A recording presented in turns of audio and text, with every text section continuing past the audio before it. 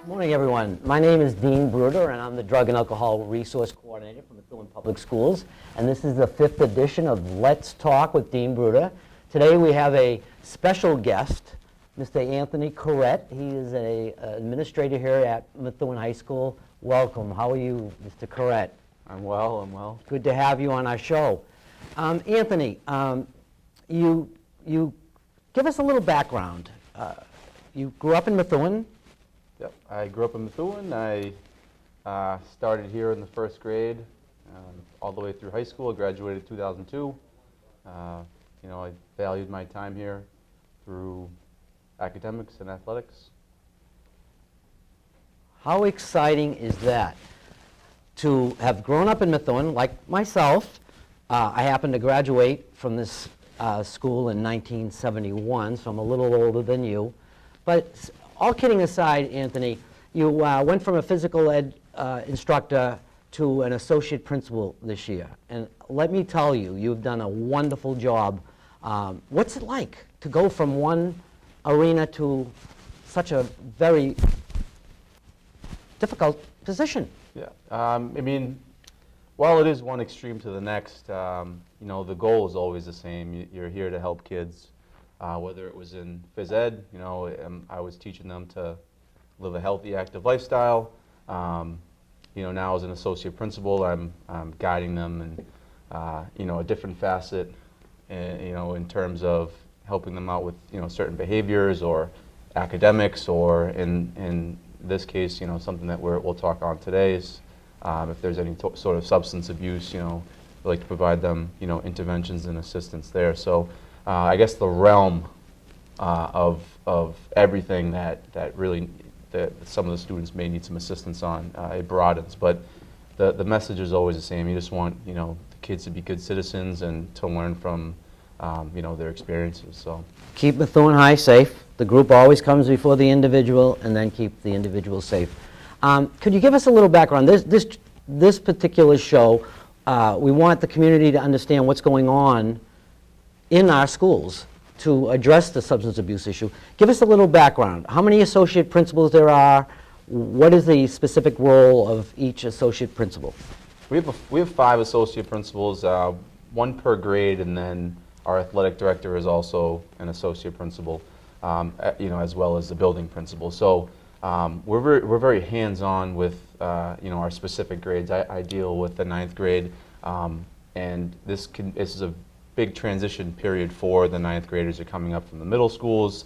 They're mixed in with a lot of other kids and a lot of different things that kids could potentially be experimenting with, and so we really have a tall task of making sure that the students are making good decisions. So I work specifically with the 9th graders. I work with parents. I work with yourself, our school resource officer. So it's on a very big grand scale that that we're really trying to provide these interventions to kids, and it doesn't stop at me just having the 9th graders. I work with Mr. Barden, Ms. Thomas, Ms. McLaughlin, because 9th graders just don't talk to 9th graders. That's right. They right. mingle with the sophomores, juniors, and seniors. So we collaborate a lot with what's going on, and so that everybody's aware of different situations that we're looking into to help some of the kids out. So sure, and it's quite a responsibility. Up until the 9th grade, they are pretty much protected down in the grammar schools, and they do a wonderful job keeping students safe and able to focus on academics and sports. But some of the issues don't just appear in the 9th grade. They start earlier, and we're working to address at-risk students. However, in my experience, 9th grade, not only did I teach it for over 30 years, primarily 9th graders, they seem to be the majority of the kids making the poor decisions. So why do you suppose that is? Is it just a question of lack of maturity, or is it making that transition up to such a big school? Yeah, I mean, there's a lot of different factors that I think plays into it. I mean, the big one is the kids are just trying to find themselves. So in that, they may, you know, give in to some peer pressure and,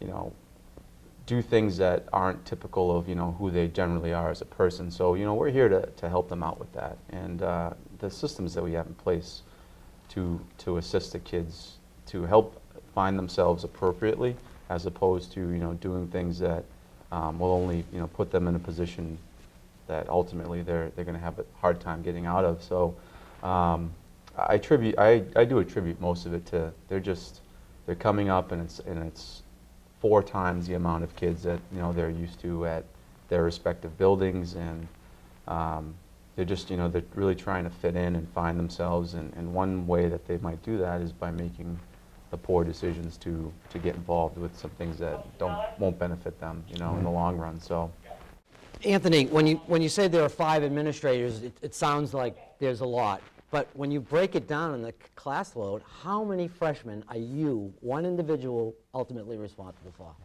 I'm responsible for about 450 kids, and that, I mean, that's just my responsibilities on paper. I help out, you know, numerous sophomores, juniors, seniors that I've created relationships throughout the years with, and that they know they can come to me and they trust me to confide in me and to get them some help. So in reality, I mean, I have 1,800 kids. Sure. And while it is a lot, and, you know, 5 administrators in some people's eyes could be a lot, but I mean, it really is necessary so that we can provide, you know, any assistance that the kids need. And it's not just isolated to substance abuse. No, I mean, it's no, not at all. Young adults they're struggling with a lot of different things. They're being pulled in a lot of different directions. So, you know, having quality people that really just truly care about the kids, that just want the kids to do well, is very important, and we have that here with our administrative staff. Your response indicates authenticity. It indicates that you're genuine. That you can't fake it. You might be able to talk a good game, but when it comes one-on-one with a teenager, they can smell a fraud right off the bat. And I know you have you've developed strong relationships. And it's not just with one student, because when you develop a relationship with one, you also happen to get the relationships with their friends, and that builds layer upon layer. We have 0 tolerance in Methuen High School. So the student has to be removed due to the possibility of hurting himself or others. But it goes much deeper than that. And go into that. What do we do when a student gets caught under the influence of marijuana or alcohol or pharmaceutical? What's the process that we have here in Methuen Public Schools? Yeah, I mean, it's never about the consequence. The consequence is just there to show the students that it's not going to be tolerated. The big picture is providing them the assistance they need to move forward. The consequence isn't going to solve it. So it's about the interventions that we put in place to make sure that it's not going to be an ongoing issue. So you know, it starts with, you know, a meeting where we find out exactly what's going on, who are the individuals involved, because it doesn't stop with, you know, it doesn't stop with one person. There's multiple individuals involved, so, you know, they potentially are going to need some help as well. So, you know, we meet with the kids and we find out exactly what's going on. We make sure we hear the kids' side of the story, because a lot of issues stem from much more, you know, trouble at home or just different stresses or you know, disorders or anything like that that kind of lead them down that path. After we meet with them, you know, there is that consequence piece, but, you know, this is where we begin to provide these interventions. They're introduced to you. They come in, and what happens? Like you know, so we would have like a reentry meeting with the student that, you know, involves myself, guidance counselors, parents, you of course, building principals anytime there's a substance abuse issue, and we basically put a plan in place to provide the the student-specific services, and we do that by creating the relationship with the service. What do we as professionals, believe that they need? Whether it's frequent meetings with you, frequent check-ins with a guidance counselor, with myself, outside services that can be provided. All very important tools to help the students move forward, and that's the goal. So I think the key is, and they sign a contract, and I think we're the only school system that I know of that has that. They sign a contract, there's a plan of action. I meet with the student and with the parents, and I think giving the parents assistance and reaching out to them before students were just removed, and they are, state law, but there was nothing really in place when they came back. And what I'm very happy about, I'm not happy about the close to 50 students who have had to go through that process just this year, but we're not having the repeat offenders. There are very few of those. So not that we're curing the problem, but the kids aren't seeming to make the same mistakes over and over again. What's your biggest frustration, or I don't know, what really frustrates you when you're dealing with students that you didn't expect? I mean, my biggest frustration is I take a lot of things to heart. I really, in the sense that I really want to help the kids out, because I always look at it with my situation. If I didn't have the administrators or the coaches or the teachers or the peers that I had growing up, I don't think I would have been able to accomplish, what I've accomplished. And I just want to do that for every kid. Yeah. So, when a kid is resistant to that, it's frustrating. It is, because I just want them to make good decisions and be all right, with what's going on. So, that is hard. But it starts with creating the relationship with the kid. Whoever the student is, letting them know that it's not just a job, that you truly want to help them out. Yeah. And once you kind of break that barrier, it's a little bit easier to work with them.